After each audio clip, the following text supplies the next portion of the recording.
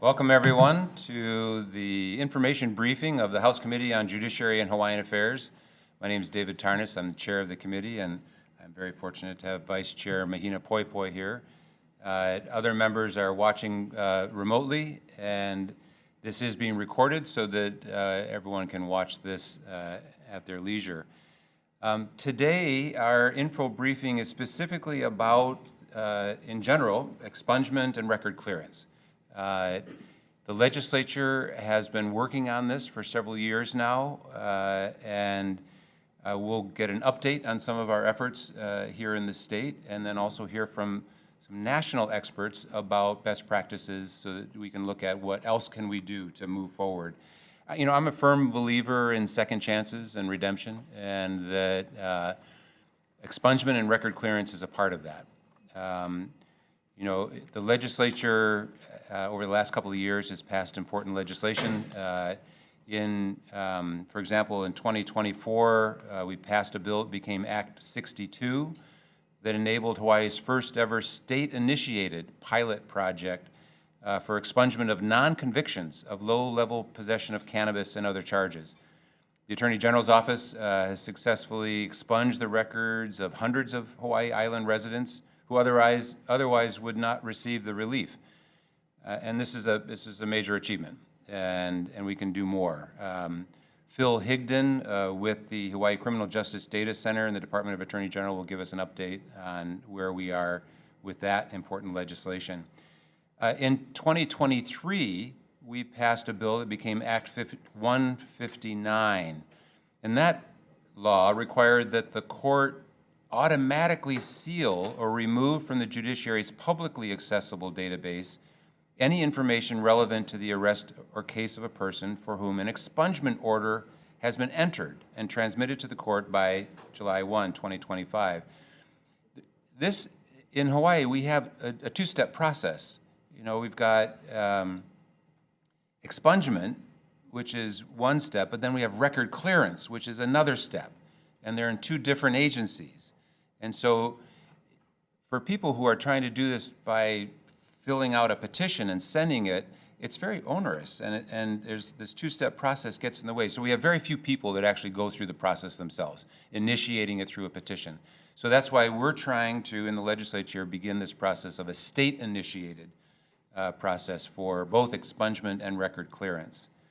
In 2024, the legislature created, through Act 241, the Clean Slate Task Force. And it's currently meeting monthly, chaired by Judge Park Ho'opili. Thank you so much for being here today, Judge, and thanks for your leadership in running that task force. The Clean Slate Task Force is composed of prosecutors, public defenders, and other concerned members of the community, and they are working to recommend a pathway forward for record clearance efforts, and this briefing is in alignment with that goal. In that law, Act 241, there are two organizations that are specifically mentioned as being national experts that we could rely on and ask for help, and the two of them are the Clean Slate Initiative, which we may refer to as CSI, and then also Code for America, and we'll be hearing from both the Clean Slate Initiative and Code for America today. Both of the organizations have worked throughout the country, Clean Slate Initiative and Code for America. They worked formally with 12 states and the District of Columbia to advance their goals of bringing record clearance relief to more people. And doing this through a state-initiated process, as I described, rather than a petition. They've demonstrated through their work they've got strong technical skills that can really help us improve our systems to conduct these functions that really are part of the state government, but we can improve the way we do things, and we can look to Clean Slate Initiative and Code for America for help. And so today we'll be hearing first an update on where we are with the legislation that we've passed in recent years, and then we'll be hearing from the representatives from the Clean Slate Initiative and Code for America to learn more about what's being done in other states and what we can do here. So that's where we are. So first up, we'll be hearing an update from the Hawaii Criminal Justice Data Center, Department of the Attorney General, their administrator, Phil Higdon, about implementation of Act 62 that we passed back in 2024. And we have Phil joining us remotely, so I will ask Phil if you could join us now and give us your presentation. Thank you, Representative Tarnas. I appreciate it. Let me share you my screen real quick. Are you able to see it? Yes, thank you. Okay. Just a quick overview of the pilot project to expunge certain arrest records. It's an overview of the expungement pilot project, Act 62 in 2024, and then Act 005 in 2025. So, as you had mentioned earlier, Act 62 and Session Laws of Hawaii 2024, it was enacted June of 2024, and it established a pilot project within the Attorney General's office to expunge certain arrest records under HRS 712-1249, specifically possession of less than 1 ounce of marijuana. It was implemented using existing funds and resources of the Hawaii Criminal Justice Center, so no funds were allocated to initiate this project. So the criteria for the project was the expungement application and fee weren't required by individuals. The arrest occurred before January 11, 2020, and the arrest resulted in a single charge under 712-1249. So the individual could only be arrested for that single charge, no multiple charges within that specific arrest.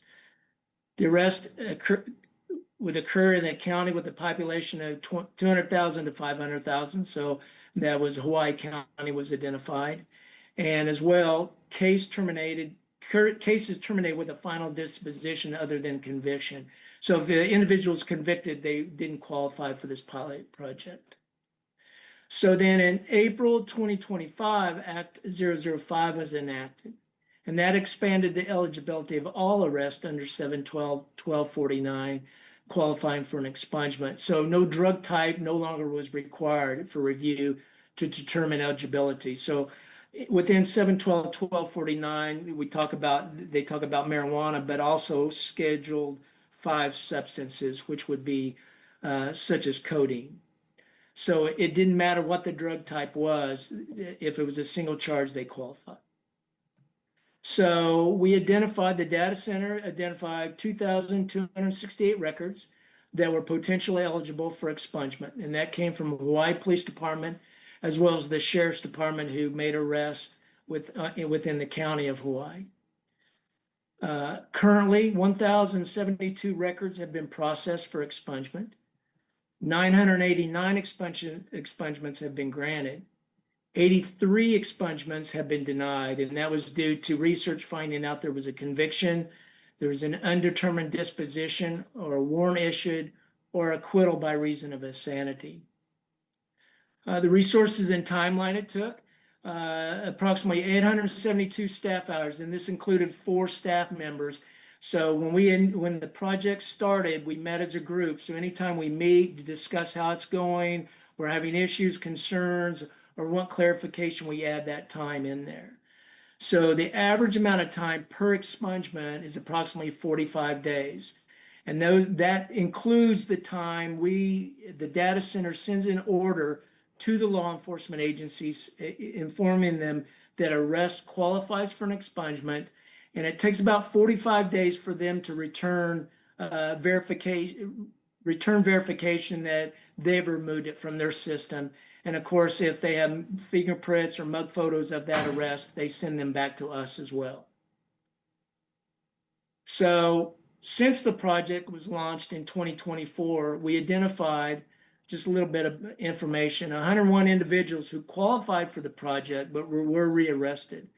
A total of 428 charges. So out of those 101, they may have been arrested for multiple offenses. Out of that, there was 165 felonies, 95 misdemeanors, 102 petty misdemeanors, 66 other charges, which is violations or traffic offenses. I should note that 5 were rearrested under 7/12/1249. And that's all I have for you, Representative Tarnas. Thank you very much, Mr. Higdon. I've got a question or two, but I want to offer, Vice Chair, if you had any question.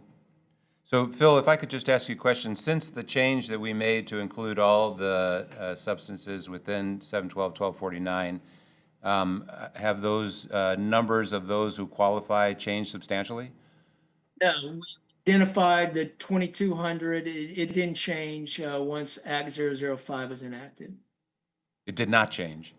Did not change, no, sir. So everyone who you had identified previously, okay, because I think that we passed that just to make it easier for you so you wouldn't have to go back and identify the substance. Has that made a Correct. difference? The number didn't change. We identified that there was potentially 2,200 plus individuals, but at that time it was just under that statute 7/12/1249. So that's when it was first enacted in 2024. That's when we had to reach out to the police department and the sheriff's department and determine, was the arrest marijuana or was it for Schedule 5? So once the Act 005, we didn't have to ask what drug type. We didn't have to determine that. So it made it easier as far as not having to rely on the law enforcement agency to provide us the information, whether it was marijuana or a Schedule 5. Got it. I hope that clarifies. So, okay, so in that respect, is you gave an estimate as to sort of how long it took and how many staff hours it takes. Did we simplify things by changing with the last bill that we just included all the substances within 7/12/1249? I mean, it made it simpler. We didn't have to identify the drug, but we still took the time to research as we found out that there was in our system, there was the disposition, the final disposition wasn't listed. And by researching, we found some were convicted and then some were rearrested or there was a warrant out for their arrest. So we still had to research each individual case. Okay, yeah. Yes. And then one last question. Have you found through this process things that you wish were in the database that aren't, that maybe going forward, those would be things that we could try to include? Well, the information that the information within the system of CJS Hawaii always starts with the law enforcement agency making the arrest. And, they do their best to provide as much information as possible. That information in CJS not only lists the individual's names and aliases and the charges, general victim information, no names, nothing to that extent, but as the individual goes through the process of going from the arresting agency to the courts, probation, and so forth, it's incumbent upon the agencies to update and input as much information as they have. So the system we only are able to see what we see, and we rely upon those agencies to give us as much information. So, some agencies and some officers, when they're making an arrest, they put in more information than others. So it just kind of depends by the agency. Okay. And I guess I do have one other question, and that is about your staffing. I know that you were trying to hire more people. Do you have positions that are still vacant that you're looking for to fill? For expungements, no, sir. We have one vacancy left that is assigned to our delinquent disposition research. They actually go in and check our systems to see to update records.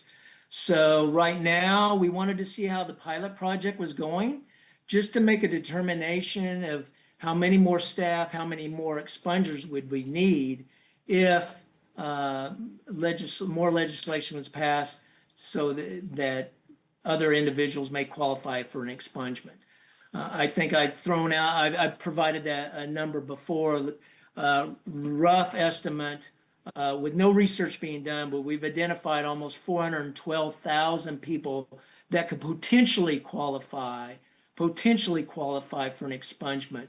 But that's without doing any research on our end. Yeah, so if the legislature were contemplating moving from this pilot project, which is just one county, and we were to look at expanding it statewide, I think the legislature would need your input as to what capacity you would need to add to your organization so you could accomplish that. So that is something I'd like to ask of you, if you could help guide me so that we want to support you. We want you to succeed, and we don't want to add too much on your plate that's not doable. So I'm very cognizant of that. We're your allies, and so we're trying to figure out what, ask a lot, but not too much. No, I appreciate that, Representative Tarnas. I really do. And like I said, we were just trying to assess the project because, we couldn't solely focus on the pilot project and put everybody that actually submits an application and submits a fee. We couldn't put them on hold. So we kind of split up the day Sure. on what we worked on, and we're just trying to make a determination. I think it's a little bit premature to say I need 10 more expungers or I need 2 more because we're not at the end of the project yet. And internally, we're still discussing as well. Okay, well, very good. Well, I appreciate your good work on this. You've made great progress. I know that we want to, expand things, but we want to do it in a measured way. So Absolutely, sir. let me turn over to Vice Chair Poi Poi. Thank you for your presentation. I was just curious if there's any information, data points being collected that are more qualitative on the outcomes after expungement, like personal stories of how, lives are positively impacted after the records are expunged. I think the data point of rearrests is important to understand as you presented, but I'm just curious about more qualitative follow-up data. Yeah, we're not in a position to follow up on that. Our responsibility is the collection of arrest information, adult criminal arrest records.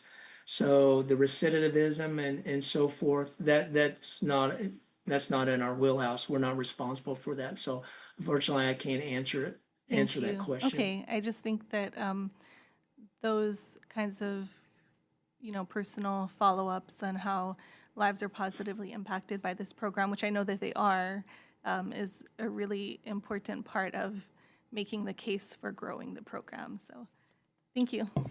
Thanks, Yes, Vice ma'am. Chair. I think we should figure out who might be able to do that sort of follow-up, because it would be very helpful.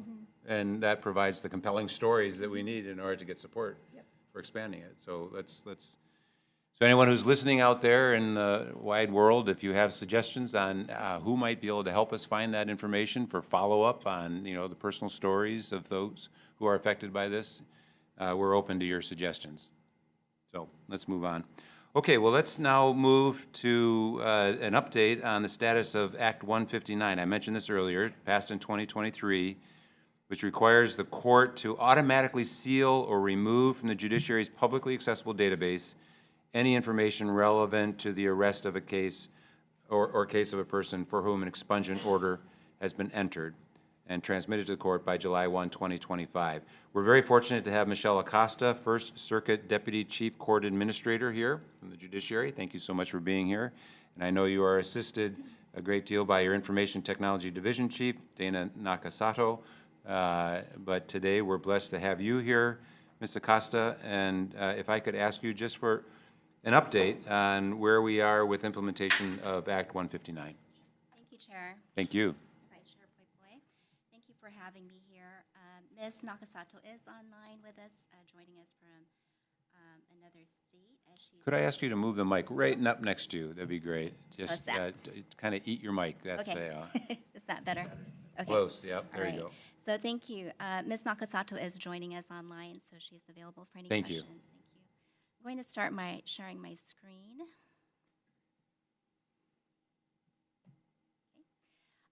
Chair, as you stated, this is an update on the status of Act 159, but I also will touch on Act 3, which came into effect in 2025. So,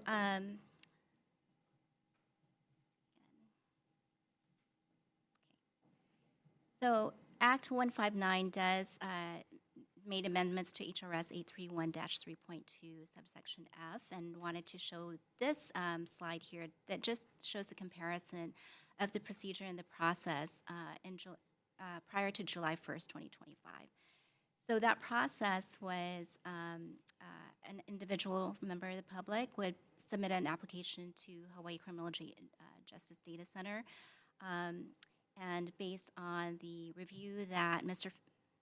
Higdon just explained, if they are qualified for an expungement for any arrest records, they would issue an expungement certificate to the applicant, to the individual.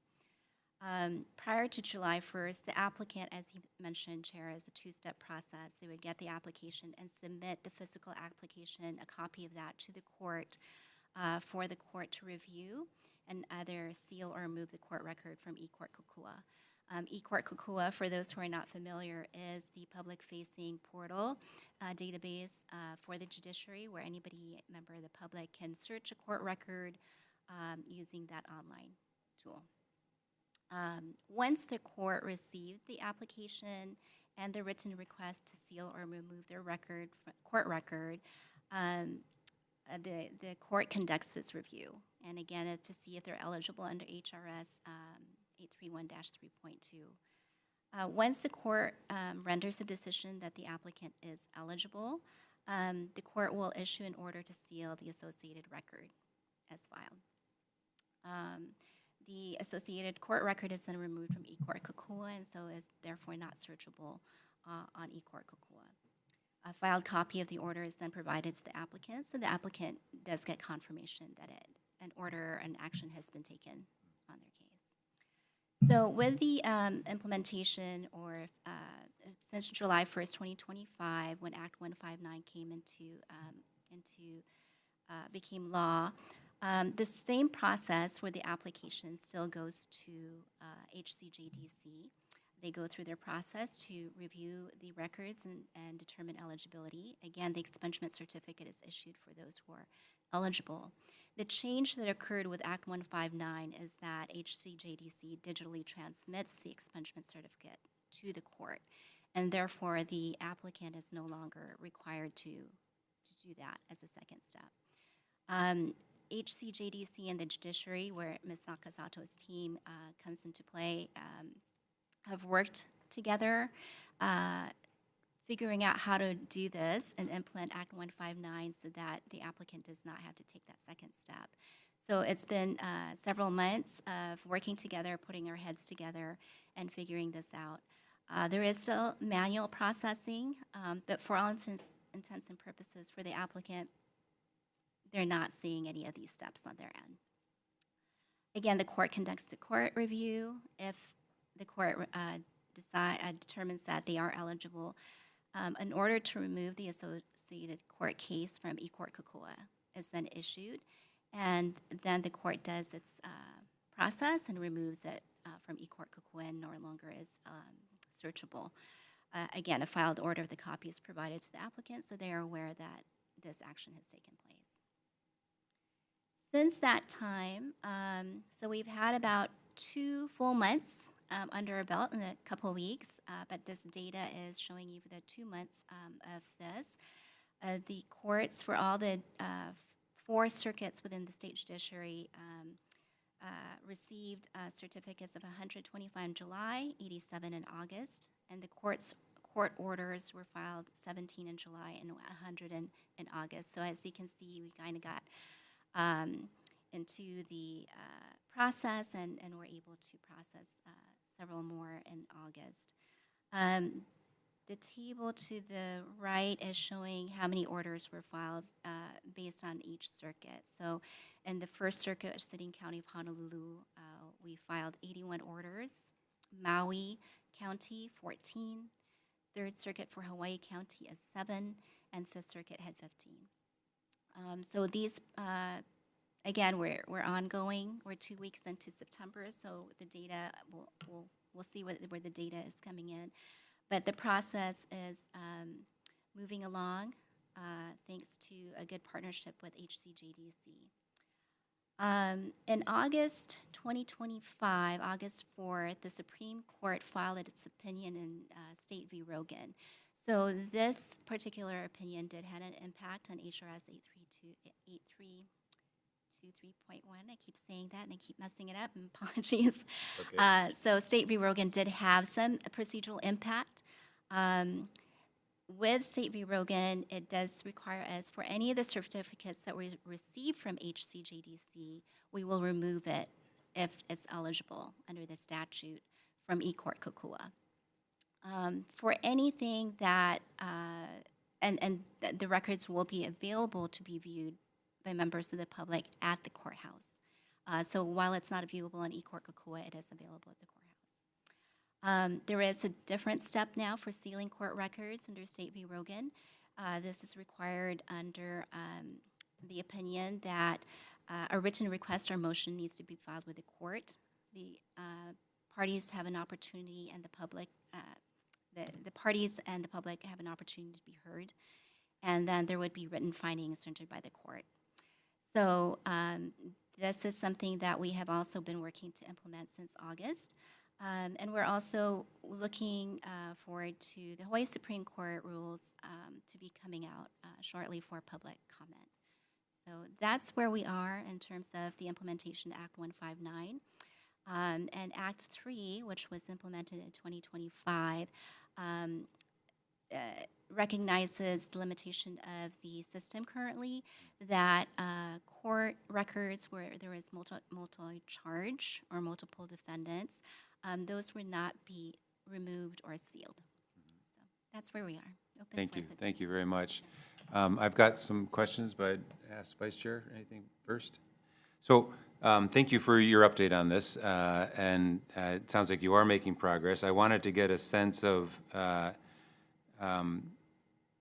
you know, you're accomplishing it, but is it getting any easier?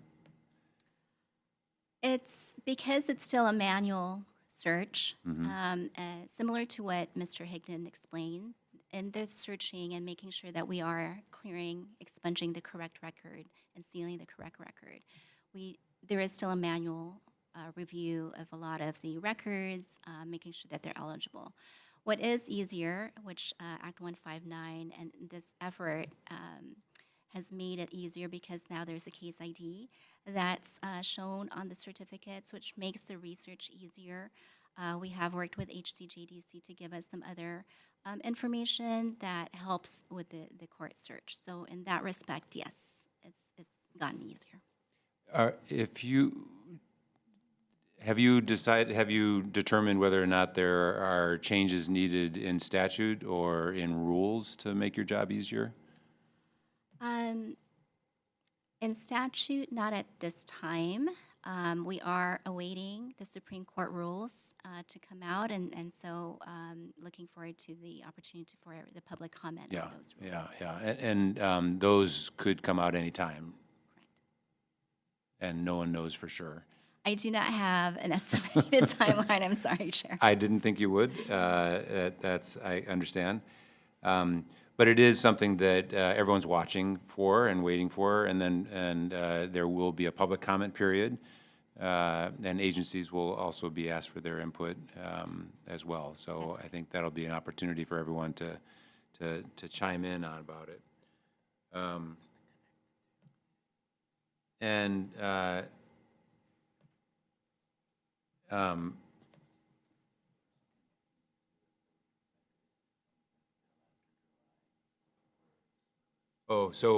Were the records that were removed under the cannabis pilot project, were they sealed? Right, after July. I would defer. I don't know if my colleague from the Third Circuit is here, or maybe Mr. Higdon might be able to. Just, you know, because we're working in parallel on these two different projects, I wanted to see if there was a nexus there, and whether the records that were removed in the cannabis pilot project were actually sealed. I think we are in the process of looking at how that procedure goes or how Okay. that workflow. So I can't speak to whether I don't. Well, let me know later. Yeah, we'll do. Come back and let me know later. Because I think part of this is that we're figuring out new systems here. Correct. And I'm eager to help you build capacity so you can do this more easily. Remove barriers if there are any, please let us know what they are. But I appreciate your success that you've made it so far, with the work that, and the constraints that you currently have. I appreciate that. And I would urge you to, as you learn more before session starts, if there's things that it'd be good for us to know before session starts, let's talk. We don't have to wait for an info briefing or whatever. Just let's talk beforehand so that we're prepared for next session. Because I think there's a keen interest in the legislature to advance this effort of record clearance and expungement, both sides, and just try to make the system work better.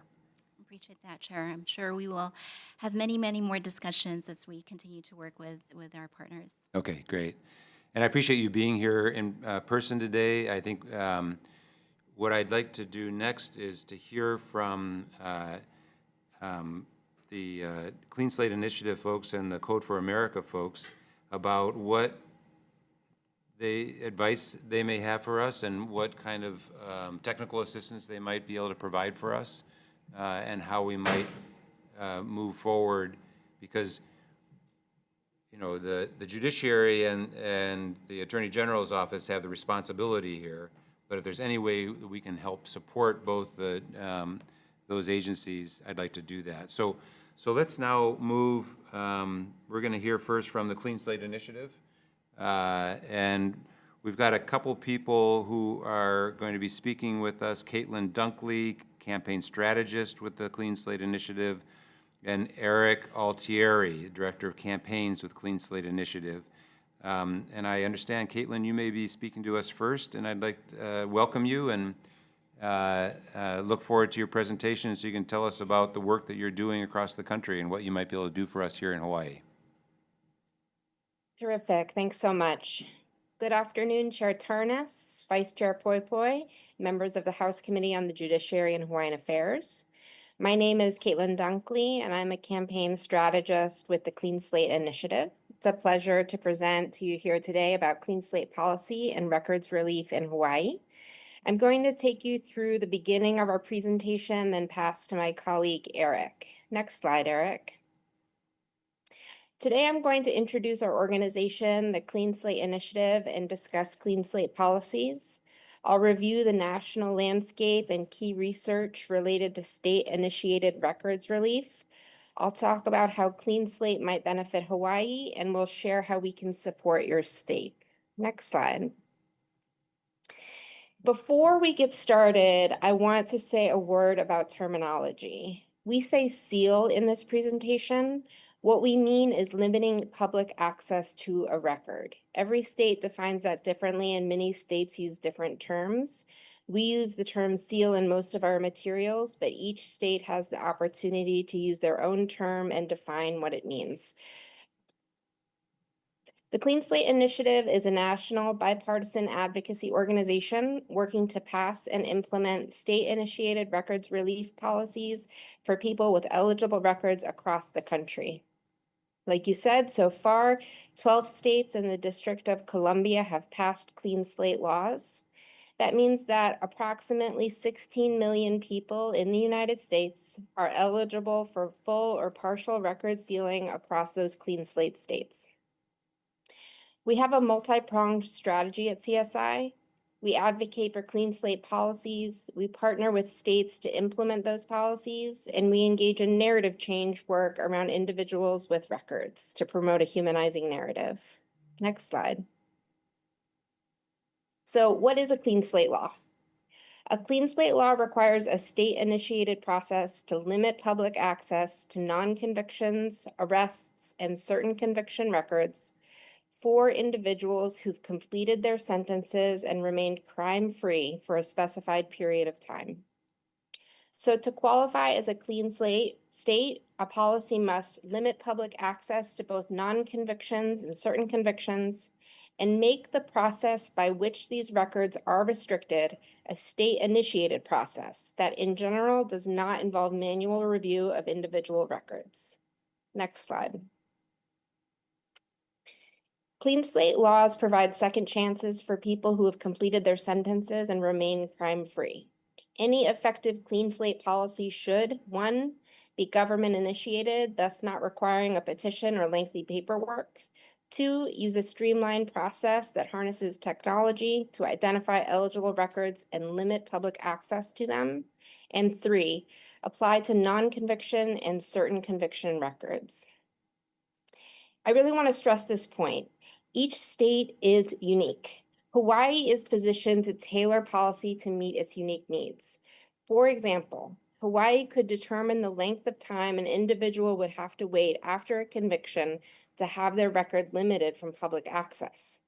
Hawaii can also determine who retains access to records. For example, Hawaii can design the policy so that law enforcement agencies retain access to all records. Next slide. Clean slate has 3 key steps: identifying eligible records, notifying relevant agencies, and restricting access to those records. I am here to share the good news that Hawaii is actually quite well positioned to implement clean slate, and here's why. You have centralized data in both the state repository and the courts, allowing for more streamlined processes. You have good data quality in both the repository and the courts, allowing agencies to identify eligible records through technology.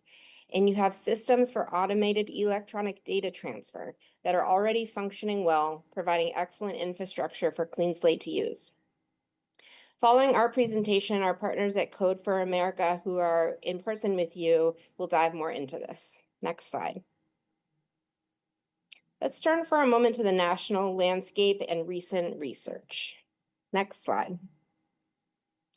Here are the 12 states plus DC who have passed clean slate. Like I said at the top, over 16 million people are now on a path to seeing relief from the many barriers to housing, employment, and education that are caused by old records. Next slide. We are proud to share that Clean Slate has bipartisan support across the country. The majority of Clean Slate bills that have passed to date included both Republican and Democratic co-sponsors. We have also gained support from law enforcement in many states. We are actively working in over half the country and in Congress supporting Clean Slate campaigns and implementation efforts. We offer our services and partnerships free of cost to states, governments, and agencies. To discuss in more detail the barriers that records create and the benefits of Clean Slate, I'm going to turn to my colleague, Eric Altieri, Director of State Campaigns at the Clean Slate Initiative. Thanks for letting me present today. Thank you, Caitlin. Eric, the floor is yours. All right. Well, thanks, Caitlin, and thank you all for giving us some time to talk about what we love to talk about, which is second chances and clean slate policy, and how we can help you pursue that in Hawaii. So we're going to do this in a couple of parts. First, we're going to look at some of the impacts to the individuals, and then the impact this has in communities that move forward with clean slate policy, and then how we can ideally, be a resource that's valuable to you and your work. So initially here, looking at what do we know about the barriers and the kind of collateral consequences having a records has on an individual. We in national research, we've seen 94% of all employers and 90% of landlords conduct background checks for new employees, people applying for apartments or other housing. So this already, if you are coming out of prison, even if you remain crime-free for any number of years, a decade even, if you have that record, you're really going to face some really massive hurdles when it comes to finding gainful employment, finding housing for your family, and getting back on a good footing. And we've seen that having that criminal record, even if you do apply for that job, it greatly reduces the chance that you're even going to get that first interview, much less a callback. 50% of those that have an arrested conviction on their record they get 50% less callbacks, regardless of their qualifications, experience, or the very nature of their offense. So it could be something as a very minor, small, nonviolent misdemeanor. They're getting that same decrease in callbacks as almost any other higher level charge as well. And it has a real economic impact broadly. An estimated 78 to 87 billion are lost from our US GDP every year as a result of shutting individuals with records out of the workforce. Not only is that having an impact on the individual, it's created issues with workforce development. We work with a lot of businesses in states that are very big advocates of this, that really see it as an avenue to bringing talented people back into the workforce and really stimulating economic development. And the total lost earnings for Americans impacted by a conviction or incarceration is currently around 372.3 billion annually. And this next slide, I'll have to freely admit, I added because of the comment made by the wonderful vice chair here. What is the impact on the individuals in the positive side that get this type of relief? So this is not from Hawaii, from your own unique experience so far, but this is a survey we conducted through YouGov, where we surveyed individuals with records in Michigan, Pennsylvania, and Utah, 3 states that have implemented clean slate policies and have begun to clear those records. And what we saw is pretty stark, that this has a pretty large impact positively on the well-being and economic standing of these individuals. In these states, we saw 42% of those surveyed who had this relief reported improvement in work, employment, personal finances, or their ability to gain public assistance. 35% reported improvement in personal and family relationships, which is ultimately good for mental well-being of themselves, their families, and communities. 34% similar health, mental, and self-esteem improvements. 28% reported improvement in community and political involvement. They really re-engage as a member of the community. They feel like they're back as a full citizen and aren't being judged severely for one mistake potentially on their record. 24% reported improvements in housing, and 22% reported improvement in education. This is 3 states, and it is a relatively younger policy, so we're continuing to learn. But this is our initial findings that we think are overwhelmingly positive for the results. And I'll be sure that we share this with the committee members afterwards, so they have the full report and results that we received there. But ideally, we've seen this across these states. There's not many reasons to expect we wouldn't see similar positive impact on individuals in Hawaii should you move forward. So that brings us to, there's rightfully, folks want to make sure that we're doing things in pursuit of not only helping individuals, but making sure we maintain public safety and aren't having negative impacts by these actions. So we also reviewed research in these states that have moved forward with clean slate policies, and these are results we really have on that impact. We do see that overall, anyone who is been qualified and had their records sealed from public view under these policies have a low recidivism rate and a low risk of being repeat offenders. For instance, in Michigan, research has shown that people with expunged and sealed records are less likely to recidivate after 5 years than the general public. So having gone through that, served their time, gone 5 years without committing a crime, having their records seared and all that, they are less likely to recidivate than the general public. In California, another clean slate state, only 2% who received this record relief are expected to be convicted of a new disqualifying offense within the next 5 years.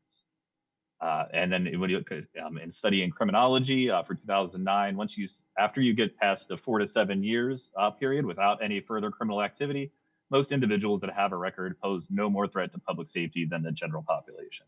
And those numbers are important because we like to guide our policy based on research and actual data. And that is where we derive our recommendations on waiting periods. So a lot of the research shows that is the sweet spot around 4 to 7 years. If an individual with a record is out of jail, is back in the community, and does not recommit, we have seen through research that they are no more likely to pose any greater threat to public safety than anyone else in the general population. And of this giant pool of folks across this country who have records, most people with a conviction only have one, and 75% of people with a first conviction do not have a second one within the next 10 years. That's just a broad look at the population from the RAND Corporation. So what does it say about some other aspects? We have, as noted in the survey findings, but also other research has shown that there is improvement in employment, housing opportunities, and that ultimately keeps people safer. So limiting access to records helps people earn a second chance by removing those barriers to employment, housing, stability that are all noted as key factors to preventing future crime and recidivism. If people can have stable employment, stable housing, and feel stable in their personal lives, they're naturally less likely to recidivate. And in Michigan, we saw that really result in a great increase in individuals who had relief by increased wages, most people who had an expungement saw a 22% increase in their wages in just 1 year after that ceiling. Also, support for law enforcement. We across the country, it varies in every state, but we are proud to say that a lot of our states, there was support for law enforcement through the process. And that's in a lot of ways because on one hand, it also reduces the administrative burden on courts and prosecutors. It frees up resources that in other ways would be spent on these hearings, these petition processing, all these things you're hearing about, the onerousness of your current system. And this allows those prosecutors' offices and others to really focus on prosecuting current crime and concerns and address the present threats to public safety, than continuing down the road that we're on by having these collateral consequences on people who may have committed a misdemeanor a long time ago. So that brings us to Clean Slate in Hawaii, which was ultimately why we're all here, and how we can assist you through that process. So it's important that we believe, two things really strongly at CSI, and one is that we strongly believe in second chances and the impact, the positive impact that these laws have on individuals and their communities. But we also firmly believe that the state itself and the residents and stakeholders in that state are the best to decide what these policies look like. There's no one size fits all approach to this. This is, as long as the end goal of relief is achieved and you get those benefits, it's really up to you in your state to decide what the guardrails and parameters look like. So while they share that common foundation, they're shaped by your own priorities, your mores, and your values in your state, and you're free to really look at other states, but make a decision for what your policy will look like based on your priorities. And the policy to prime design process, you can consider things from who qualifies for relief and which records are included. You can decide which charges. Is it misdemeanors? Does it include some nonviolent felonies? You can include specific charges and things like that. You can determine what waiting periods make sense for your state.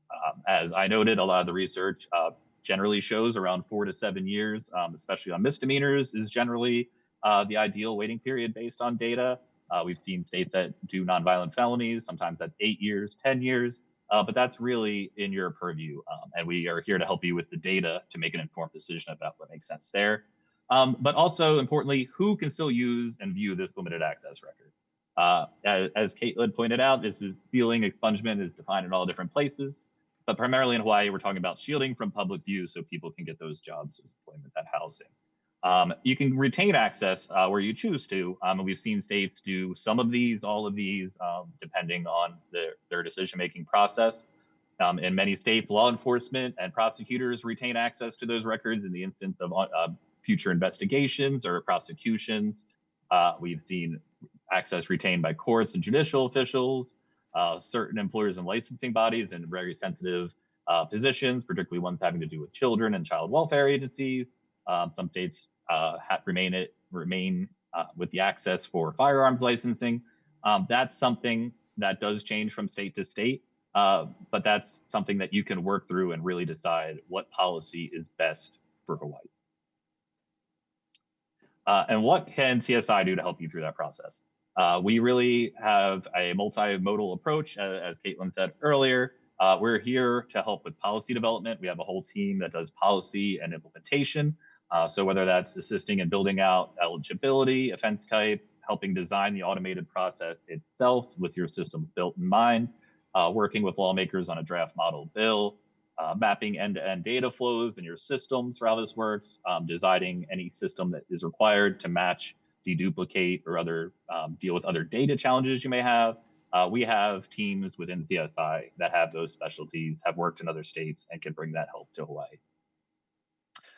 We also bring that, this implementation management, which is important, as I'm sure many of you lawmakers that are listening know.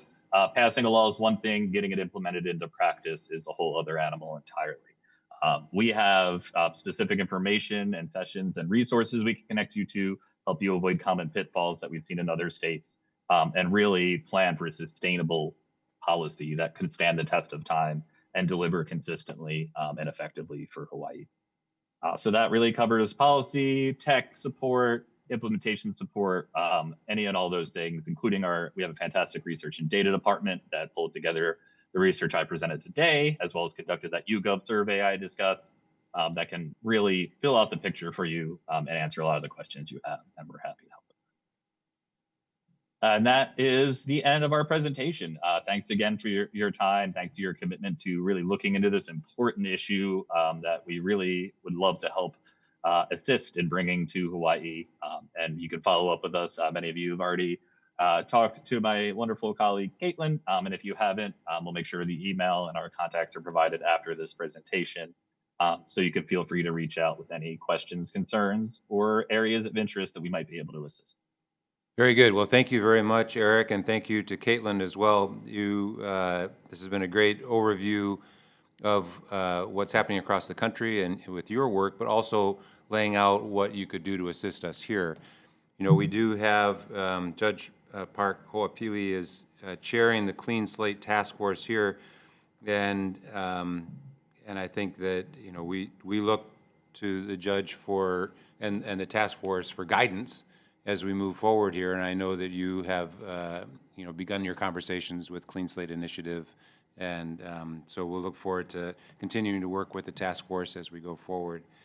But I think before launching into any questions, let's just go ahead and go straight into a presentation by Mr. Crawford from Code for America, and then we can have some discussion after that, if that's okay with you. Okay, so let's go ahead. David Crawford, Senior Program Manager, Clear My Record, Code for America. The floor is yours. Please proceed. Great. Good afternoon, everybody. Thank you, Chair and Vice Chair, for having us today. Oh, yeah. I need to eat your mic. Eat the mic. Eat the mic. How's that? Yeah. Is that better? Yeah. Okay. Well, thanks again. I've really appreciated everyone welcoming me to the legislature today. As the Chair said, my name is David Crawford. I work for Code for America. Code for America is a nonprofit civic technology organization. We work with state governments around the country to deploy human-centered technology to improve public services and ensure that government works well for everyone. We work in a number of different government service spheres. One is in delivering safety net benefits in a human-centered way. We also work on tax benefits. I work on the Clear My Record team, and our sole goal is to help government clear eligible criminal records through state-initiated record clearance. One thing that all of these systems have in common is that there is data and there is technology, and there are systems out there that government can leverage to make to reduce administrative burden for people who are eligible for programs. That's true for safety net services, that's true for tax benefits, and that's true for record clearance. To that point, my team, Clear My Record at Code for America, our work is rooted in this notion that if you are able to make state-initiated record clearance a routine government service, that's truly the best way to remove barriers for people who have been impacted by criminal records at scale. Code for America helps states with a few different services. We provide pro bono policy design support in conjunction with our friends at the Clean Slate Initiative. And we also provide pro bono implementation support to agencies that are responsible for implementing Clean Slate laws. In terms of the policy design support, in collaboration with the Clean Slate Initiative, we tailor eligibility rules to data that's available to implementing agencies. I think one good example, we heard from Phil earlier about the aspect of having to go through and review an arrest record for qualitative information about the arrest rather than that top line level. So we work with agencies to determine which data points don't require these manual lookup processes and can actually be used programmatically. So if you tailor eligibility rules in a bill, it's easier to code eligibility determination later. We also help with structuring a clear step-by-step implementation process. So every agency knows what it's doing and when and who has what roles and what tasks need to be completed by what points. And we collaborate with agencies to surface implementation problems before the bill passes. If you game plan these things out, perhaps with the task force, you can figure out ahead of time which kinds of bumps in the road that are embedded in bills and then actually adjust them before a bill passes. In terms of our pro bono implementation support, this gets a little bit more technical. We work with agencies that are responsible for identifying eligible records to build algorithms. And this goes back to the eligibility and data points I mentioned on the previous slide. You can, as long as the eligibility criteria are written in a straightforward way, you can code eligibility algorithms to review criminal records as data rather than documents and paperwork. And it's easy to produce lists of records that are eligible as long as these eligibility criteria are clearly stated and align with the data points. And we've helped in Utah and other states specifically on this. We always advise that agencies try to leverage the technology they have access to as much as possible, but sometimes there's things out there that agencies aren't aware of, and so we can help evaluate and prototype third-party tools. We've done this successfully in Utah as well. We can share success stories from implementation in other states, like how did an agency solve a similar problem that's showing up here. And then we can demonstrate technical solutions to common challenges. So one is, we heard earlier about Act 159 and linking records across agencies. And we can also help with data transformation. So, sometimes you have a court case document where somebody put in unstructured text as the outcome of the case, but there are ways that you can use technology to extract pieces of that and put it into a structured machine-readable format.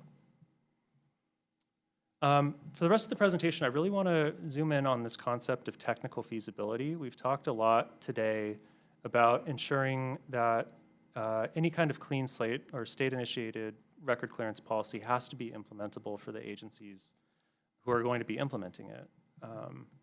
And so at Code for America, we like to use this term technical feasibility. And what it really means is that a policy is written in a way that takes needs and capacities of the implementing agencies into account. It has to work with the data that's available to agencies. And again, we try to advise on leveraging existing technology in new and creative ways. So I'll be returning to this theme of technical feasibility in the context of designing a clean slate bill. So Code for America has worked in more than 20 states at this point, advising on state-initiated record clearance. And the first thing we usually hear is that we can't do automatic or state-initiated record clearance because our petition process has 5, 10, 20 manual steps. And I think that's the wrong way to be thinking about it, and if you're going to try to have a policy that's technically feasible and can scale. So it's not simply automating what it currently exists. It's about imagining a new process that is technically feasible. When we say that, we're really talking about thinking in terms of 3 key steps. One is identifying which records are eligible based on the data points available to that initiating agency. Electronically notifying relevant agencies, and then updating records in systems that are used for background checks. Caitlin mentioned earlier, removing public access to these records. If you think about state-initiated record clearance in terms of these 3 steps, you can understand very quickly that there's opportunities for automation and reduction of manual work within the context of those 3 steps. We were pretty familiar with how complicated petition processes could be. This is just a generic example. It might look vaguely familiar, but it's not exactly how any one state does it. But you can see here, you have an applicant applying to one agency, that agency needing to share documents across to another agency, implicating other agencies that aren't sources for background checks, and all of these back and forths between agencies just for the person to get relief at the end. And there are steps in here that can't be scaled for a state-initiated process. But if you think about it in terms of those 3 key steps, in terms of determining which records are eligible, notifying the appropriate agencies, and updating the records in those public-facing databases, it becomes a lot more simple. So for one example, if you have a state with a criminal history repository with centralized arrest record data and good disposition reporting, very similar to Hawaii, for example, you could have a system where the criminal history repository identifies the records, notifies the appropriate agencies, and then the appropriate agencies update their records, and there's no action required on the part of an applicant. You could also do it if you have a court with or a state with a centralized court system that has a central source of court record database. Lots of states prefer to go this route and have the judiciary determine eligibility, as long as you have those court records in one central database. Going back to this idea of breaking this down into 3 steps, if we're going to look at a technically feasible way to do this, that idea of choosing the correct initiating agency really depends on how centralized is the data and how complete is the data. And so a state like Hawaii has very good arrest record data in the Criminal Justice Data Center and the Judiciary. So theoretically, there's a couple different ways it can be structured. Some states don't have that luxury. There are states with decentralized court systems that have case management systems spread out across the state, which forces you to use the criminal record repository. And then when you have bad data at the criminal record repository, this can get hairy quickly. The initiating agency will need to develop an algorithm, like this programmatic coded approach to review data to produce a list of records that are eligible. And the key to that is just making sure that the eligibility criteria that need to be programmed are based on real-world data points. So things that don't require manual review or interagency lookups or discretion. One example here is from Utah's eligibility identification algorithm. So when I like showing this slide because I feel like this actually gives a good example of what we're talking about here. It's a little technical, but if you go through line by line here, you have a person who, they have their party ID, they have the court record ID. This is a court-initiated system here, but you have the case ID, and then you can see which charges are in the case. There's only one charge in this case, and it's a misdemeanor B, and it has a specific violation that's tied to a statute. So the statute would say that, section 76.6.106.3B records are eligible, or misdemeanor B records are eligible. And then you can see that there's an adjudication date, which is a data point that's available in court records. So, the courts will know when the case was adjudicated. And so if you program this, there are lifetime limits in Utah, so you can only have X number of misdemeanor Bs and X years have to pass since then. But if you take that approach, you can program this. So having this eligibility code shows that this person's one case qualifies them under the lifetime limits, and 6 years have passed since the Class B misdemeanor. So this is what we mean when we're talking about automated eligibility identification. That second step, interagency notification, I was actually very pleased and impressed to hear the agencies today talk about this. There isn't, I don't think, that much that can be done in the policy design stage itself to mandate how agencies collaborate with each other. I think what bears fruit is agencies talking to each other and figuring out what needs to be shared across them to identify records in the secondary agency that needs to update records. And we heard a little bit about that earlier today about, I believe it was including the case ID number has helped streamline this a lot. But that's essentially,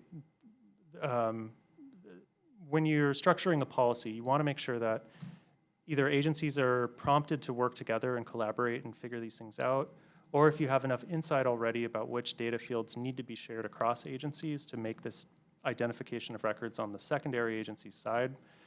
Both are good ways to do this. And then finally, updating records. We've heard about this today as well. Removing public access to arrest records in the repository and then court records. The key here is to not include language that triggers an unscalable process. And in a lot of states, the existing definitions of sealing or expungement or any other term that the state inherits from the petition process can trigger all kinds of unscalable downstream processes. So, there are situations when an agency gets a petition for expungement, and not only do they remove a public-facing record source, but they have to go into case files with a marker and mark things out, or move a file from one room to another, or put a piece of tape over a manila folder and put it from one filing cabinet into another. So these kinds of things aren't required for relief at scale, removing barriers to jobs, housing, and education under a clean slate process. So when you're crafting a clean slate process that needs to scale to we're talking about hundreds of thousands of eligible records, you really don't want to be forcing agencies into a corner where they're doing things that aren't actually going to be leading to people being able to pass routine background checks.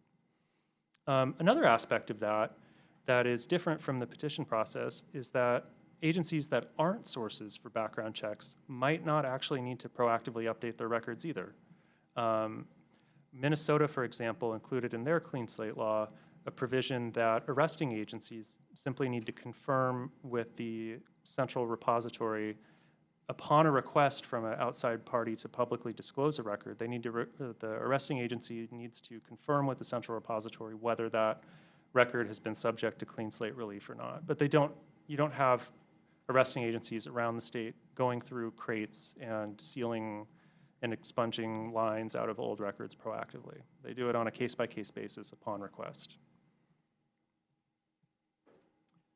So in summary, this idea of technical feasibility, when you're creating a clean slate law, it's really important that you make sure that the eligibility criteria are tailored to real-world data points that are available to the initiating agency, that interagency communication is streamlined and encourages appropriate data sharing in a way that works for agencies.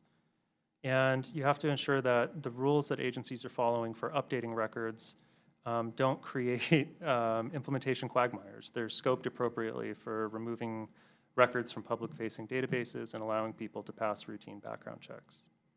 So thank you for inviting us again, and Code for America and the Clean Slate Initiative. Would love to continue working with agencies and the task force and the legislature to design a clean slate policy that can work for Hawaii. Thank you very much. I appreciate that, David. It sounds like actually Hawaii's got some things to be proud of, that we have data, we've got cooperative agencies, thank goodness. Thank you very much to our agencies who are working together. And I think we have, through the task force, I think we've got a mechanism for bringing together everybody, including Code for America and Clean Slate Initiative, to chart a path forward, which I think is very valuable. Could you maybe both you, David, as well as whether it's Caitlin or Eric, could talk about what are the advantages that come from partnering with your organizations officially as opposed to unofficially, where we just ask you for advice, but there's an official sort of relationship that you've had with some of these other states. Could you walk us through that? Either you first or over to Eric. Eric, Eric, you want to go ahead? And you can go ahead. You go first, Eric. Sure. Really, either way works for us. If you want to formalize it, we're here to help from CSI side, pro bono. Our job and what drives us is providing that assistance. We're happy to have this slightly more formal relationship with the task force, being named as a technical advisor, but we are happy to be useful to the degree that we can be. So whether that is a more formal relationship as you move through this process, or simply as a resource to you, we really want to bring our knowledge to make bringing Clean Slate to Hawaii really, as pain-free as it possibly can be, and that we sculpt, what I think we all want, which is a workable, durable policy. So we're happy to be a partner both in the thought process and in the implementation process, regardless of the formality of it. David can talk for Code. David, do you want to add to that? I would echo everything Eric said.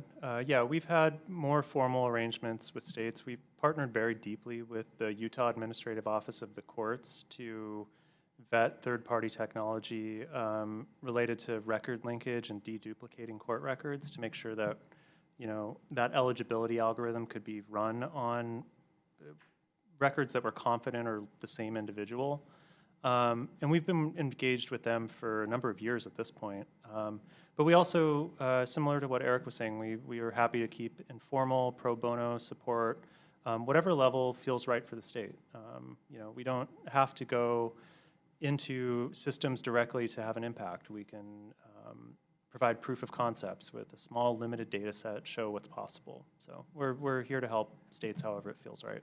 So I know there's some who would be concerned that if we have a third party come in and they're working on data sets which really, need to remain confidential, that there's requirements to establish that sort of, protection. Yeah. And so how do you navigate that in some of your partnerships with other states? Yes, yeah. Code for America has a pretty rigorous privacy and security department. We're very passionate about making sure that we're complying with all different types of regulations, especially with data security. When you're talking about any kind of government data that they have on individuals, security is of the utmost importance. And sometimes agencies are rightfully reluctant or cautious about sharing access outside of that. So even if that's an issue, there are ways to use anonymized data or synthetic data that's based on, for example, a data dictionary. If you have a list of types of fields that are in a court record, or if you have an anonymized court record, we can create data based on that. Or there's lots of different ways we can do it. Okay. What you have, now that you know something about Hawaii, you've seen some of our work here, I think between the two of you, Eric and David, what do you see as some of the challenges that you anticipate that we're going to be facing as we move forward with our effort to establish pass clean slate legislation, improve our systems that we already have gotten started here? You want to go David ahead? can speak to more of the the technical implementation side, but as the kind of policy wonk and political guy, I'll say that I don't see a lot from that practical side. You're already doing so many of the right things, as you noted. You have departments and agencies that work well together, that are have an earnest desire to implement these things if the state decides to move forward. Things like the task force are already bringing together that diverse array of stakeholders from across the spectrum, from advocacy groups to the Office of Hawaiian Affairs to prosecutors, public defenders. You're already almost a step ahead by having all those folks in the room together talking. And David could dive in a little more, but on the technical side, at least in terms of system, from TSI's perspective, Hawaii is almost better positioned than maybe any other state, at least most other states we've gone into, just in terms of the digitization, the centralized nature of your records. It's really coming together to that agreement on what the policy looks like and what those guardrails would be. But I'd say by having this discussion, this hearing, the task force, you're already in a pretty good place to be positioned to move this forward on the policy side. Thank you, Eric. Appreciate that. David, your perspective? I don't know if I would really have very much to add. I think the agencies are already taking meaningful incremental steps on the road towards a full-scale process. I think the pilot project and the lessons that Phil mentioned are things that, in other states, they've had to learn that the hard way, at a scale where they're, staring down the barrel at 500,000 records and having to, find themselves in a situation where they think they need to manually review things rather than having a policy that's scoped towards with automation in mind, or the interagency notification aspect. There's already been work done under implementation of Act 159. So I think, I think as long as everyone is recognizing what they have at their disposal here, I think this Hawaii is in a relatively good position compared to other states. I appreciate that. That's a good vote of confidence in what we've got going here. I'd like to circle back just to offer the opportunity for Phil, if you're still with us, Phil, to give any comments after hearing the Clean Slate Initiative folks and Code for America folks, and offer the same to Michelle, if you had any commentary, any thoughts on moving forward. Maybe Michelle, you go first. I'm not sure if Phil is still online. Sure, and I think, with Judge Park Hoapili, who's leading the task force, that the judiciary is engaged in the continuous conversations and open to looking at technology and leveraging that and making the process a lot more streamlined, both for the end user, and also for all the agencies. And, we're always mindful of our resources, Yes. including our staff. So I think that thank you for this briefing. I think it's educational for all of us who've been working in this area to just continue the conversations and learn from each other. So thank you. Thank you. I appreciate it, Ms. Acosta. Phil Higdon, any commentary from your side after hearing the presentations and having done your work? Mr. Higdon, any commentary Yeah. from you? No, I'm unable to speak to regarding Clean Slate or Code of America at this time, with all due respect. Thank you. I appreciate that. We're very fortunate to have with us today Judge Park Hoapili. I don't know if you had any commentary. I would welcome it, but if you don't want to, that's completely appropriate. Come on, if you could come on up. Everyone in TV land will want to see you. You're very appropriate. Yes, you are. It's just fine. Hi, everyone. Thank you. This is Judge Park Hoapili, who chairs our Clean Slate Task Force, and just open it up as an opportunity if you want to say anything after having heard Not what you much did to today. say. I think, thank you for the opportunity. We were fortunate. We had CSI and CFA do a special presentation for our task force.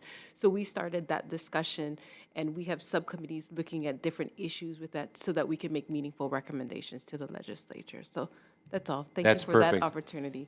You Yeah. saying that and giving us that update is an important thing for the public to understand and for the legislators to understand, because we look to you as the experts to guide us going forward, so that it uses the best of support from CSI and Code for America, but also pays full attention to the agencies. Yeah, and I think we have really good members. One of our members is here in person. I think others are watching, but they're all working together collaboratively, and we have, it's just been a great opportunity, and we were really fortunate when we had that special presentation for us. So it gives us tools to work with and make recommendations to. Great. Well, you know that you have allies here at the legislature, and we will do our best to implement what your recommendations are. But if there's things even in the interim, that this next session coming up, because you are still early in your work, I know you still have a ways to go.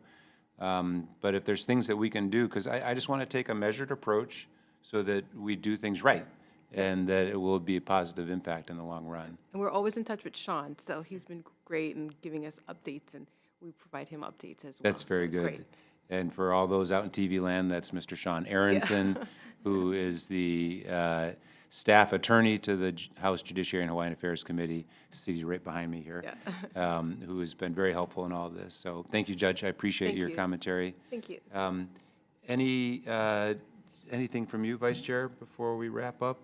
Any final comments? Maybe I can turn it back to you, David Crawford, or to Eric Altieri. Any final comments from either of you?